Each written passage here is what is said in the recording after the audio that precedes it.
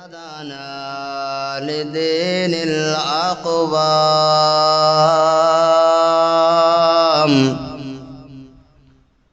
والصلاة والسلام على من كان نبيا وآدم بين الماء والطين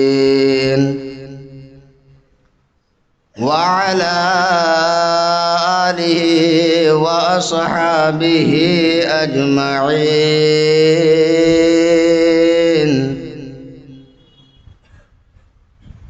أما بعد فأعوذ بالله من الشيطان الرجيم.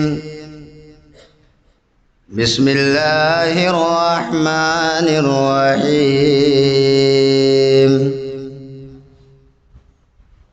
أولئك كتب في قلوبهم الإيمان وأيدهم بروح منه. وقال النبي صلى الله تعالى عليه وسلم: إن الله يبعث لهذه الأمة على رأس كل 100 سنة من يجدد لها دينها. آمنت بالله صدق الله العظيم وصدق رسوله النبي الكريم ونحن على ذلك لمن الشاهدين والشاكرين والحمد لله رب العالمین. نوازش ہے، عنایت ہے، کرم ہے اعلیٰ حضرت کا. نوازش ہے، عنایت ہے، کرم ہے اعلیٰ حضرت کا. پلایا جام جس نے مصطفیٰ پیارے کی الفت کا. پلایا جام جس نے مصطفیٰ پیارے کی الفت کا. اور پڑھا خطبہ زمیں پر سرور دی کی امامت کا. پڑھا خطبہ زمیں پر سرور دی کی امامت کا. تو ہے افلاک پر چرچا جناب اعلیٰ حضرت کا. تو ہے افلاک پر چرچا جناب اعلیٰ حضرت کا. اور احمد رضا نے ہم کو درس وفا دیے ہیں. احمد رضا نے ہم کو درس وفا دیے ہیں. حب نبی کے دل میں دیپک جلا دیے ہیں. اور ہیں عاشق رسالت سرکار اعلیٰ حضرت کہ جس نے وہابیوں کے چھکے چھڑا دیے ہیں. جس نے وہابیوں کے چھکے چھڑا دیے ہیں. اور ایمان کا خزانہ نبوی عطا کے فتوے. ایمان کا خزانہ نبوی عطا کے فتوے سرکار کی عطا سے تم نے عطا کیے ہیں. اور خوشبو مصطفیٰ سے مہکا دیا زمانہ. خوشبو مصطفیٰ سے مہکا دیا زمانہ. عشق شہ مدینہ دل میں بسا دیے ہیں. عشق شہ مدینہ دل میں بسا دیے ہیں. اور کلکے رضا ہے بے شک خون برق بار خنجر. کلکے رضا ہے بے شک خون برق بار خنجر. ناسول نجدیت کے فتنے مٹا دیے ہیں. ناسول نجدیت کے فتنے مٹا دیے ہیں. خطبہ مسنونہ کے بعد ہم اور آپ مل کر انتہائی عقیدت و محبت کے ساتھ ساری کائنات کے مرکز عقیدت مصطفیٰ جان رحمت ہم غریبوں کے غم گسار سید ابرار و اخیار ساری کائنات کے مالک و مختار جناب محمد رسول اللہ صلی اللہ تعالی علیہ وسلم کی بارگاہ ناز میں ہدیہ درود و سلام نچھاور کریں اور بلند آواز سے درود پاک پڑھیں. اللہم صلی علی سیدنا و مولانا محمد وبارک وسلم صلاۃ و سلاما علیک یا رسول اللہ صلی اللہ تعالی علیہ وسلم. نبی کریم صلی اللہ تعالی علیہ وسلم سچے ہیں اور آپ جو دین لے کر کے آئے وہی دین سچا ہے. اللہ تعالیٰ نے فرمایا ان الدین عند اللہ الاسلام. اللہ کے نزدیک دین صرف اور صرف اسلام ہے. اسلام کیا ہے؟ ایمان کیا ہے؟ ایمان نام ہے اس چیز کا التصدیق بما جاء به رسول اللہ صلی اللہ تعالی علیہ وسلم، نبی کریم صلی اللہ علیہ وسلم جو لے کر آئے اس کی تصدیق کرنا یہ ایمان ہے۔ اور یہ تصدیق کب ہوگی؟ جب سرکار سے محبت ہو۔ اور اگر انسان اسی تصدیق میں تنقید کرنے لگے، نکتہ چینی کرنے لگے، تو پھر یہ تصدیق نہیں رہتی، بلکہ انسان کو گمراہیت کی طرف لے کر کے جاتی ہے۔ اور یہ گمراہیت اتنی بڑھتی چلی جاتی ہے کہ ایک نہ ایک دن وہ کب دائرہ اسلام کو پار کر جاتا ہے اس کو خبر تک نہیں ہوتی۔ اور پھر ہوتا کیا ہے؟ وہ دائرہ اسلام سے خارج بھی ہو جاتا ہے، اور ساتھ ہی ساتھ لوگوں کو ایک رہنے کا، ایک جگہ جمع ہونے کا درس بھی دیتا رہتا ہے۔ اس کو کبھی یہ احساس تک نہیں ہوتا کہ اسلام کا جو دائرہ ہے اس دائرے سے میں باہر آ چکا ہوں، اب میرا شور مچانے کا کوئی فائدہ نہیں کہ اے لوگوں ایک جھنڈے کے نیچے آ جاؤ، اس لیے کہ جو اسلام کا جھنڈا ہے اس اسلام کے جھنڈے کو میں کب کا چھوڑ چکا ہوں۔ اس لیے کہ ایمان نام تھا اس چیز کا کہ سرکار دو عالم صلی اللہ علیہ وسلم جو لے کر کے آئے اس کی تصدیق کی جاتی، اس کو دل سے مانا جاتا اور زبان سے اقرار کیا جاتا۔ زبان سے اقرار کرنا تو دور کی بات ہے، ارے چاہیے تو یہ تھا کہ سرکار جو لے کر کے آئے اس کا زبان سے اقرار کیا جاتا، دل سے اس کو تسلیم کیا جاتا۔ لیکن کچھ لوگوں نے جو نام و نہاد کے مسلمان تھے، کچھ لالچ میں آ کر کے اور کچھ لوگوں کے بہکاوے میں آ کر کے لوگ ان کے چکر بیو کو سمجھ نہ سکے اور اسلام کے دائرے سے خارج ہوتے چلے گئے اور اسلام کو اتنے فرقوں میں تقسیم کر دیا۔ اب اسلام کا صحیح اسلام کیا ہے یہ ماننا دشوار ہو رہا تھا۔ کہیں سے آواز اٹھ رہی تھی، اے لوگو تم اللہ کے رسول صلی اللہ تعالی علیہ وسلم سے اتنی محبت کیوں کرتے ہو؟ اس لیے کہ یہود و نصارہ 1400 سال، 1300 سال، 1200 سال تک مسلمانوں سے شکست کھاتے رہے، مسلمانوں کی طرف سے شکست کا سامنا کرنا پڑا۔ اس کے سب سے بڑی وجہ یہ تھی کہ مسلمان عشق رسول کے نام پر تمام کے تمام مسلمان ایک جگہ جمع ہو جایا کرتے تھے۔ اب انہوں نے سوچا کہ کس طرح سے مسلمانوں کو الگ الگ کیا جائے، کس طرح سے مسلمانوں کو آپس میں لڑایا جائے، کس طرح سے مسلمانوں کو گروہ در گروہ تقسیم کر دیا جائے۔ اب ان لوگوں نے چالیں چلنا شروع کی اور انہوں نے اپنے اندر سے کچھ لوگوں کو تعلیم دے کر کے بھیجا، وہ اسلام کی تعلیم حاصل کرتے ہیں اور تعلیم حاصل کرنے کے بعد طرح طرح سے لوگوں کو بہکانے کی کوشش کرتے ہیں۔ اب یہود و نصارہ جن مدارس کی ذمہ داری تھی کہ مسلمان ان مدارس کی تعلیم کا انتظام کرتے، ان مدارس کی تعلیم کو آگے بڑھاتے، اب انہی مدارس کے اندر یہود و نصارہ کا مال جمع ہونے لگتا ہے، یہود و نصارہ کے مال پر لوگ پڑھنے لگتے ہیں۔ اس کے بعد میں اس طرح کے عقائد جنم لیتے ہیں۔ اس سے پہلے کبھی کسی نے نہیں سنا تھا کہ کوئی سرکار دو عالم صلی اللہ علیہ وسلم کے بارے میں معاذ اللہ رب العالمین کلمہ پڑھنے والا تو دور کی بات ہے، مسلمانوں کے دبدبے کا یہ عالم تھا کہ کسی کی یہ ہمت نہیں ہو سکتی تھی کہ سرکار دو عالم صلی اللہ علیہ وسلم کو معاذ اللہ رب العالمین اپنی طرح کہہ سکے، کسی کی بھی یہ ہمت نہیں ہوتی تھی۔ اب ہونے یہ لگتا ہے کہ قرآن کا ترجمہ لکھا جا رہا ہے، احادیث کا ترجمہ کیا جا رہا ہے، انہیں عبارتوں کے اندر لکھا جا رہا ہے، لوگوں کو ایک ذہن دیا جا رہا ہے، لوگوں کو بتایا جا رہا ہے، اے لوگوں سنو سنو، جن نبی کو تم مانتے ہو وہ بے شک اللہ کے رسول ہیں، بے شک وہ اللہ کے نبی ہیں، لیکن لوگوں سنو سنو، اس اللہ کے رسول کا مقام اور مرتبہ یہ ہے وہ ایک بڑے بھائی کی طرح ہے۔ اے لوگوں تم اللہ کے رسول سے محبت کرتے ہو، ارے ان کا مقام تو یہ ہے کہ وہ اپنی بیٹی فاطمہ الزہرا رضی اللہ تعالی عنہا تک کی بخشش نہیں کرا سکتے۔ لوگوں کو یہ نظریہ دیا جانے لگا، اے لوگوں سنو سنو، تم اللہ کے رسول سے محبت کرتے ہو، ان سے مدد مانگتے ہو، یا رسول اللہ پکارتے ہو۔ اے لوگوں سنو سنو، صحیح اسلام یہ ہے کہ اگر کوئی یا رسول اللہ کہتا ہے وہ مسلمان نہیں رہتا ہے بلکہ وہ مشرک بن جایا کرتا ہے۔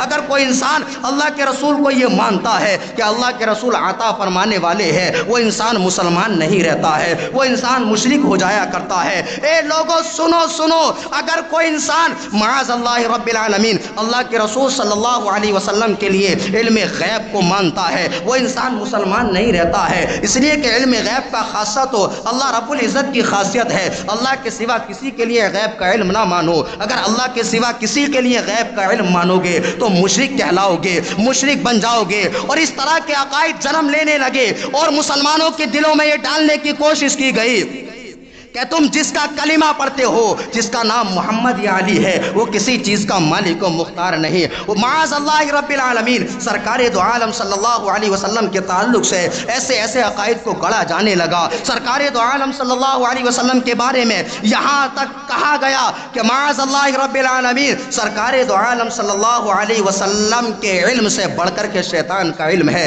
کسی نے یہاں تک کہا کہ معاذ اللہ رب العالمین سرکار دو عالم صلی اللہ علیہ وسلم کو اگر علم غیب ہے اس میں سرکار ہی کی کیا تخصیص ہے، ایسا علم غیب تو جانوروں کو بھی حاصل ہے۔ جب اس طرح کے عقائد جنم لینے لگتے ہیں، اب ایک کم علم مسلمان پریشان ہے، کدھر جائے، کون سا عقیدہ صحیح ہے، کون سا عقیدہ ایسا ہے تو ہمیں راہ نجات تک پہنچا سکتا ہے۔ ایک طرف یہ حدیث رسول ہے، سرکار کا ارشاد گرامی ہے کہ بنی اسرائیل 72 فرقوں میں تقسیم ہو گئی، میری امت 73 فرقوں میں بٹ جائے گی۔ صحابہ کرام نے عرض کی یا رسول اللہ صلی اللہ علیہ وسلم اس میں سے کون سا فرقہ حق پر ہوگا؟ تو سرکار دو عالم صلی اللہ علیہ وسلم نے ارشاد فرمایا ما انا علیہ واصحابی، وہی فرقہ فرقہ ناجیہ ہوگا، وہی فرقہ حق پر ہوگا کہ جو اس طریقے پر ہوگا کہ جس پر میں اور میرے صحابہ کرام ہیں۔ اب لوگوں میں یہ عقائد گڑے جانے لگے، ایصال ثواب نہ کرو، معاذ اللہ رب العالمین سرکار دو عالم صلی اللہ علیہ وسلم کی تعظیم نہ کرو۔ اب مسلمانوں غور کرنے کا مقام یہ ہے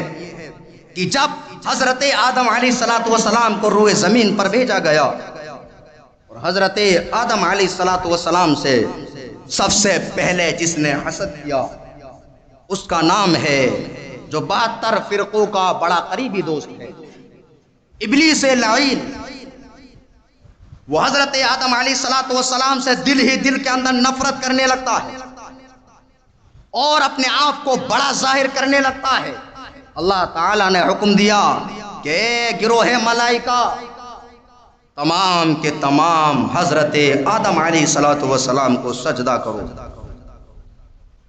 فسجدوا الا ابلیس، تو تمام کے تمام فرشتوں نے حضرت آدم علیہ السلام کو سجدہ کیا الا ابلیس، سوائے ابلیس کے۔ ابا واستکبر وکان من الکافرین، ابلیس نے انکار کر بیٹھا اور اپنے آپ کو بڑا ظاہر کیا، تکبر کیا، اور وہ کافرین میں سے تھا یا کافر ہو گیا۔ اور مسلمانوں غور کرنے کا مقام یہ ہے کہ شیطان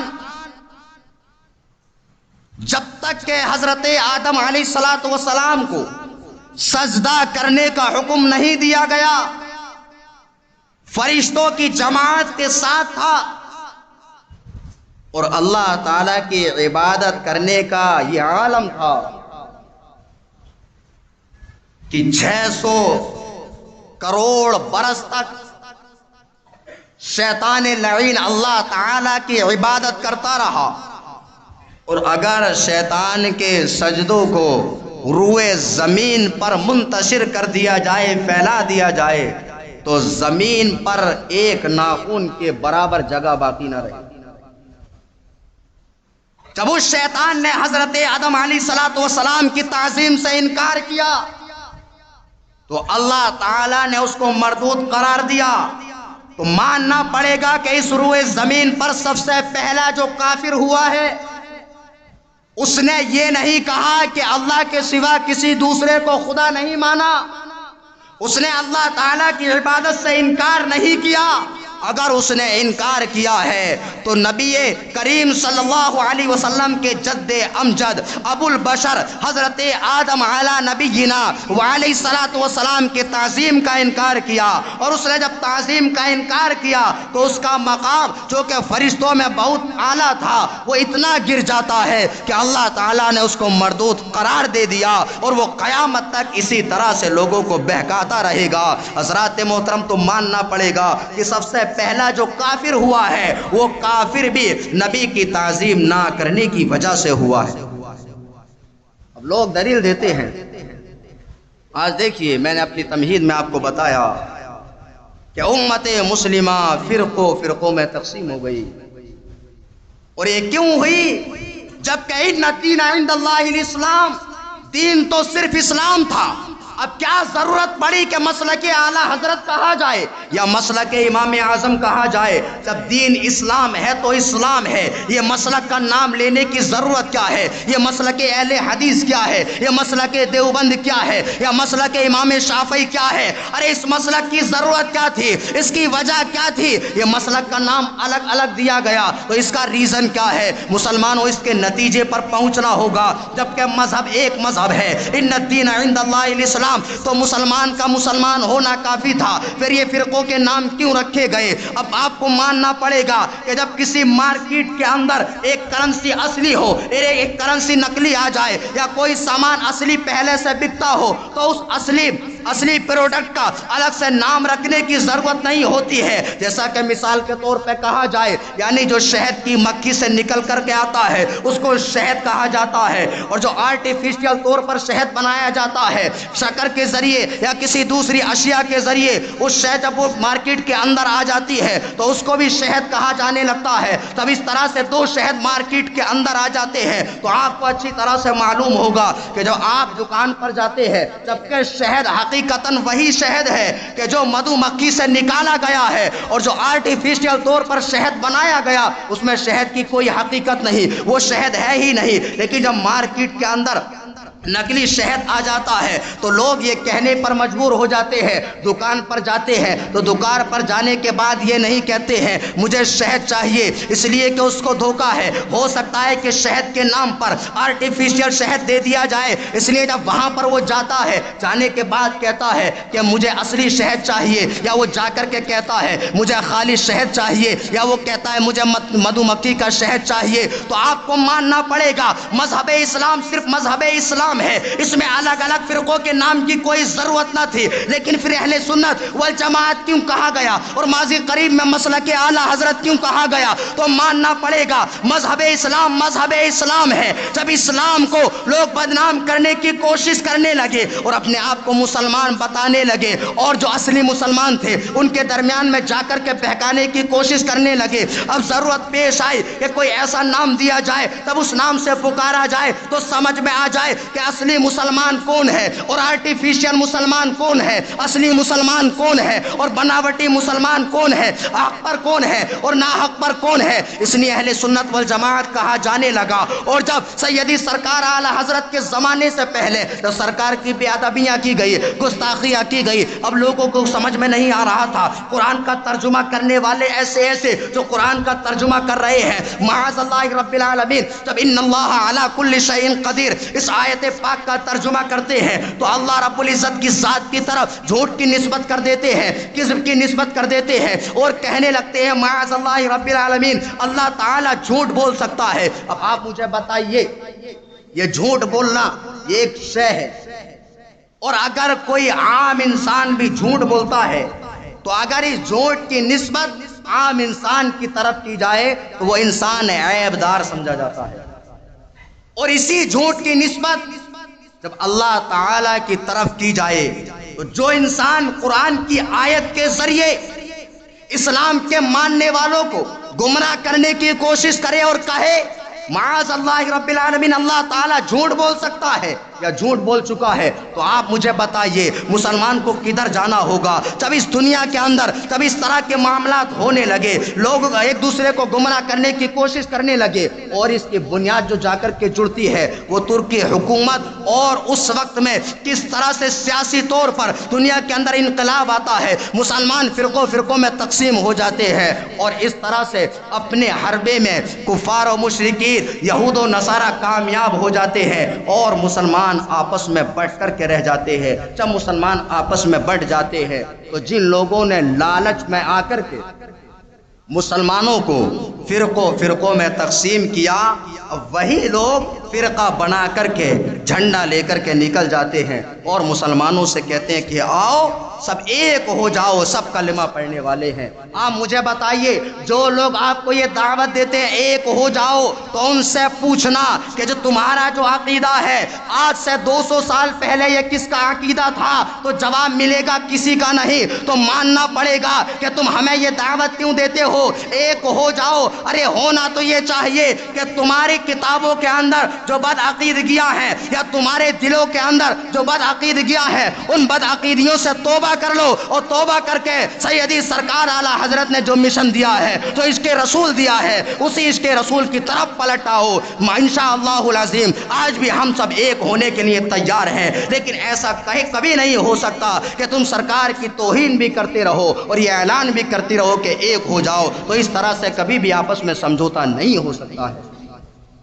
تو بتانے کا مقصد یہ لب و لباب یہ کہ اللہ تعالی ہر زمانے میں یہ فتنے پیدا ہوتے رہے۔ جب انبیاء کرام کا سلسلہ جاری تھا، اس طرح سے جب گمراہیت روئے زمین پر پھیلتی تو اللہ تعالی یکے بعد دیگرے انبیاء کرام کو مبعوث فرماتا رہا، اور جب سرکار دو عالم صلی اللہ علیہ وسلم کی بعثت مبارکہ ہو گئی، سرکار خاتم النبیین ہیں۔ اور دیکھیے یہ جو تمام ہم جملے بولتے ہیں، معاذ اللہ رب العالمین ایک بہت بڑے عالم گزرے ہیں، آپ سمجھ جائیں گے اچھی طرح سے۔ انہوں نے خاتم النبیین کا معنی یہ لکھا کہ خاتم النبیین کا معنی یہ عوام کا، اس کا معنی آخری نبی لینا، یہ عوام کا خیال ہے۔ معاذ اللہ رب العالمین، اللہ کے رسول صلی اللہ علیہ وسلم کے بعد میں بھی کوئی نبی آ سکتا ہے۔ اب انہوں نے یہ دروازہ کھولا کہ اللہ کے رسول کے بعد بھی کوئی نبی آ سکتا ہے، تو ایک آنکھ کا کاڑا انسان پیدا ہوتا ہے اور وہ اٹھ کر کے اپنے نبی ہونے کا اعلان کر دیتا ہے، اور وہ لوگ بھی آج ساری دنیا مل کر کے کوشش کر رہی ہے کہ اس فرقے کو بھی مسلمانوں میں شمار کیا جائے۔ وہاں مجھے بتائیے، جو لوگ 1400 سال سے ہم کو دباتے ہوئے آئے ہیں، وہ اتنی جلدی مسلمانوں کے ہمدرد کیسے ہو گئے کہ احمدی جو لوگ ہیں ان کو کہتے ہیں کہ انہیں بھی مسلمانوں میں شمار کیا جائے؟ مسلمانوں میں وہ قوم کیسے شمار ہو سکتی ہے جو قرآن کو نہیں مانتی؟ تو جب انبیاء کرام کا سلسلہ جاری تھا، اللہ تعالیٰ نے انبیاء کرام کو روئے زمین پر بھیجا، انہوں نے اللہ تعالیٰ کے دین کی تبلیغ فرمائی۔ سرکار دو عالم صلی اللہ علیہ وسلم کے بعد میں اب کوئی نیا نبی نہیں آ سکتا۔ جب نبی نہیں آ سکتا تو کیا گمراہیت اب نہیں پھیلے گی؟ گمراہیت، حق اور باطل، یہ اس کی جنگ ہمیشہ چلتی رہے گی، اور یہ قیامت تک اسی طرح سے ہوتا رہے گا۔ اللہ تعالیٰ نے نبوت کے دروازے کو بند فرما دیا۔ اللہ کے رسول صلی اللہ علیہ وسلم نے ارشاد فرمایا، ان اللہ یبعث لهذه الامہ علی راس کل 100 سنۃ من یجدد لها دینها۔ بے شک اللہ تعالی اس امت کے لیے ہر 100 سال کے آخر میں ایک مجدد کو پیدا فرماتا رہے گا جو اس امت کے لیے اس امت کے دین کو تازہ کرے۔ تو بس اس تناظر میں دیکھتے ہیں تو اللہ تعالیٰ نے جب لوگوں نے کسی بھی طرح سے اسلام میں بگاڑ پیدا کرنے کی کوشش کی، امام احمد بن حنبل کا زمانہ دیکھیے کہ امام احمد بن حنبل سے صرف اتنا مطالبہ کیا گیا کہ آپ قرآن کو مخلوق مانیے، لیکن آپ نے ماننے سے انکار کر دیا۔ حاکم وقت نے، جو کہ اپنے آپ کو وہ بھی مسلمان سمجھتا تھا، آپ کو کوڑے لگوائے گئے، آپ کو جیل کے اندر ڈالا گیا، لیکن آپ استقامت کے ساتھ کھڑے رہے اور آپ نے یہ فتویٰ دینے سے انکار کر دیا کہ قرآن کو مخلوق کہا جائے۔ اسی طرح سے آپ دیکھیے کہ سیدنا امام اعظم ابو حنیفہ رحمۃ اللہ تعالی علیہ، جب حاکم وقت نے آپ سے کہا کہ آپ قاضی القضات ہونے کے عہدے کو قبول کر لیجئے، تو آپ نے انکار کر دیا کہ میں اس کا اہل نہیں ہوں۔ تو وہ کہنے لگتا ہے کہ آپ اس کے اہل ہیں، تو آپ نے فرمایا کہ اگر واقعی میں اس کی اہلیت رکھتا ہوں تو چونکہ میں جھوٹ بول چکا تو جھوٹا آدمی قاضی نہیں بن سکتا، اور واقعی میں اپنے قول میں سچا ہوں تو میں اس کا اہل نہیں ہوں، تب بھی میں قاضی نہیں بن سکتا۔ تو اس ظالم بادشاہ نے آپ کو جیل کے اندر ڈال دیا، آپ کو طرح طرح کی سزائیں دی گئی، لیکن جس امام کو ہم مانتے ہیں، امام اعظم ابو حنیفہ رحمۃ اللہ تعالی علیہ، آپ چیف جسٹس ہونے کے عہدے کو قبول نہیں فرماتے اور اس کو ریجیکٹ کر دیتے، اس لیے کہ آپ جانتے تھے کہ حاکم وقت مجھ سے طرح طرح کے فیصلے کرانے کی کوشش کرے گا۔ آپ نے اپنی پوری زندگی کو اسلام کے لیے صرف کر دیا، لیکن آپ نے کبھی بھی ایک ناحق بات کو گوارا نہیں فرمایا۔ تو سیدی سرکار اعلی حضرت رحمت اللہ تعالی علیہ، آپ کے زمانے سے پہلے جب بہت سارے فرقوں نے جنم لیا، سرکار کی شان میں گستاخیاں کی گئیں، تو اللہ تعالیٰ نے 1272 ہجری میں سیدی سرکار اعلی حضرت رحمت اللہ تعالی علیہ کو اس ضروع زمین پر بھیجا، اور امام احمد رضا رحمت اللہ تعالی علیہ نے اپنے علم کے وہ جوہر دکھائے، اور آپ نے ہر طرح سے جہاد کیا، اور آپ نے جہاد بالقلم کیا، اور آپ نے اپنے قلم کی نوک سے گمراہ فرقوں کی گردنوں پر ایسا وار کیا کہ ان کو سانس لینے تک کی مہلت نہ ملی، اور آپ نے اسلام کی شبیہ کو صاف ستھرا بنا کر کے، فقہی مسائل کو آپ نے صاف ستھرا بنا کر کے لوگوں کے سامنے پیش کیا، اور لوگوں کو یہ درس دیا کہ لوگ کہتے ہیں معاذ اللہ رب العالمین، اللہ کے رسول صلی اللہ تعالی علیہ وسلم کو غیب کا علم نہیں۔ آپ نے یہ درس دیا کہ یا رسول اللہ، اور کوئی غیب کیا، تم سے نیہا ہو بھلا، جب نہ خدا ہی چھپا تم پہ کروڑوں درود۔ لوگ کہتے ہیں کہ اللہ کے رسول صلی اللہ علیہ وسلم کسی چیز کے مالک و مختار نہیں، آپ کو کوئی اختیار نہیں دیا گیا، آپ نے یہ عقیدہ دیا۔ اے لوگو سنو سنو، یہ تمہارے ایمان پر ڈاکہ ڈالنے کی کوشش کرتے ہیں، آپ سے عشق رسول چھیننا چاہتے ہیں۔ ارے سرکار کی شان تو یہ ہے کہ یا رسول اللہ، میں تو مالک ہی کہوں گا کہ ہو مالک کے حبیب، یعنی محبوب و محب میں نہیں میرا تیرا۔ اس طرح سے سیدی سرکار اعلی حضرت رحمت اللہ تعالی علیہ نے ہمیں یہ درس دیا کہ اللہ کے رسول صلی اللہ علیہ وسلم سے محبت کی جائے۔ اور آپ کے کچھ جملے عرض کر دوں، آپ نے فرمایا کہ اللہ کے رسول صلی اللہ تعالی علیہ وسلم سے محبت کرنا یہ ایمان ہے، اور اگر اس کے اندر ذرہ برابر بھی توہین کا کوئی شائبہ پیدا ہوتا ہو تو وہ انسان مسلمان نہیں ہو سکتا۔ لوگوں نے طرح طرح کے حیلے اور بہانے نکالے، کسی نے اللہ کے رسول صلی اللہ علیہ وسلم کے بارے میں کچھ کہا، اور دیکھیے سرکار نے جیسا کہ فرمایا، جب صحابہ کرام نے پوچھا کہ یا رسول اللہ، ان میں سے کون سا فرقہ جنتی ہوگا، سرکار نے ارشاد فرمایا ما انا علیہ واصحابی، کہ وہی فرقہ جنتی ہوگا جس پر میں اور میرے صحابہ ہیں۔ اب اس تناظر میں دیکھا جائے تو سیدی سرکار اعلی حضرت نے ہم کو وہی عقیدہ دیا ہے جو صحابہ کرام کا عقیدہ ہے۔ اللہ کے رسول صلی اللہ علیہ وسلم سے جس چیز کو نسبت ہو اس کی بھی تعظیم کی جائے۔ صرف ایک مثال دے کر کے میں ختم کر رہا ہوں۔ ایک صحابی رسول ہیں، یہ حدیث پاک بخاری اور مسلم دونوں کے اندر موجود ہے، کہ ان کے پاس میں سرکار دو عالم صلی اللہ علیہ وسلم کا ایک منہ مبارک تھا، یعنی بال شریف۔ انہوں نے فرمایا کہ یہ مجھے حضرت انس یا ان کے گھر والوں کی طرف سے ملا ہے، اور وہ فرماتے ہیں کہ یہ منہ مبارک میرے لیے دنیا و ما فیہا سے بڑھ کر ہے۔ سرکار کا ایک بال شریف دنیا اور جو کچھ دنیا کے اندر ہے، ان تمام سے بڑھ کر کے مجھے سرکار دو عالم صلی اللہ علیہ وسلم کے بال مبارک ہے۔ سیدی سرکار اعلیٰ حضرت نے بھی تو ہمیں یہی عقیدہ دیا ہے کہ کسی بھی طرح سے سرکار سے جس چیز کو نسبت ہو اس چیز کی بھی بے ادبی نہ کی جائے۔ اور یہاں تو بے ادبی کا یہ عالم ہے کہ معاذ اللہ رب العالمین سرکار دو عالم صلی اللہ علیہ وسلم کے علم کو جانوروں کے علم تک سے تشبیہ دی گئی، اور معاذ اللہ رب العالمین سرکار دو عالم صلی اللہ علیہ وسلم کو کہا گیا کہ آپ مر کر کے مٹی میں مل گئے۔ اور سیدی سرکار اعلیٰ حضرت نے ہمیں یہ نظریہ دیا کہ یہ لوگ تمہارے ایمان پر ڈاکہ ڈالنے کی کوشش کرتے ہیں، ارے سرکار کی شان تو یہ ہے، تو زندہ ہے واللہ، تو زندہ ہے واللہ، میرے چشم عالم سے چھپ جانے والے۔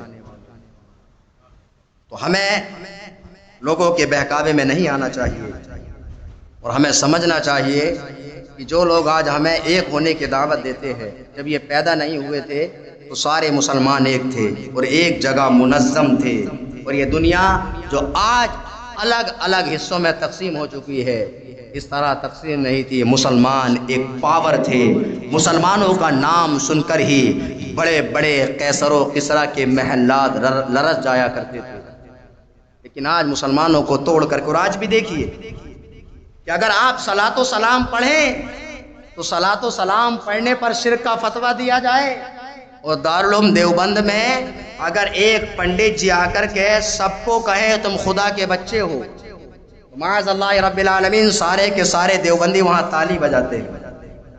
تو آج بھی سمجھ میں آتا ہے، پھر بھی آپ کی آنکھ نہیں کھلتی ہے، تو یہ آپ کا قصور ہے۔